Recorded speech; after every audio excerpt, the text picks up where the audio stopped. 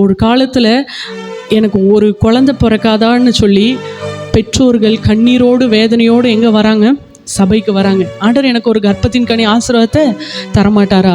எனக்கு திருமணமாகி இத்தனை வருஷம் ஆகுது, திருமணமாகி இவ்வளோ காலங்கள் ஆகுது, இத்தனை பேர் இத்தனை கேள்விகளை கேட்குறாங்க, எனக்கு ஒரு ஆசீர்வாதம் கிடைக்காதான்னு சொல்லிட்டு கண்ணீரோடும் வேதனையோடும் புலம்பலோடும் நிறைய தாய்மார்கள் சபைக்கு வந்து கர்த்தரிடத்தில் கிருபையாய் பிள்ளைகளை என்ன பண்ணிக்கொள்கிறாங்க? பெற்றுக்கொள்கிறாங்க. பெற்றுக்கொண்டு கடந்து செல்கிறவங்க அந்த சந்தோஷம், விசுவாசத்தோடு பிசினும் கீழும் பூசி அந்த நாணற்பேட்டியில் போட்டு அந்த குழந்தையை மீட்டு எடுத்த சந்தோஷத்தோடு பார்வோனின் குமாரத்திக்கிட்ட இருந்து வாங்கிட்டு வீட்டுக்கு போய் வளர்க்கிற அநேக யோகபேத்கள் திரும்ப கர்த்தரிடத்துல வந்து அவங்களுக்கு கொடுக்கறதே இல்லை. புரியுதா நான் சொல்ல வர்றது? ஆண்டவரிடத்திலிருந்து நன்மையை பெற்றுக்கொண்டு ஆண்டவர் அவங்களை ஆசீர்வதிச்சு கர்ப்பத்தின் கனியை 10 வருஷம் 14 வருஷம் 18 வருஷம் கழிச்சு கூட ஆண்டவர் என்ன பண்றார்? நினைத்தருளி கிருபையாய் கர்ப்பத்தின் கனியை கொடுக்கிறார், கிருபையா பிள்ளைகளை கொடுக்கிறார்.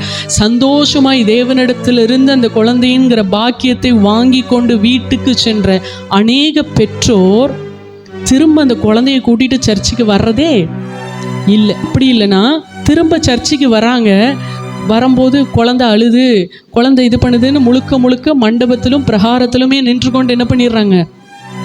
அவங்க பரிசுத்த ஸ்தலத்தை அவங்களும் அவங்க குழந்தையும் பார்த்தது எப்போ?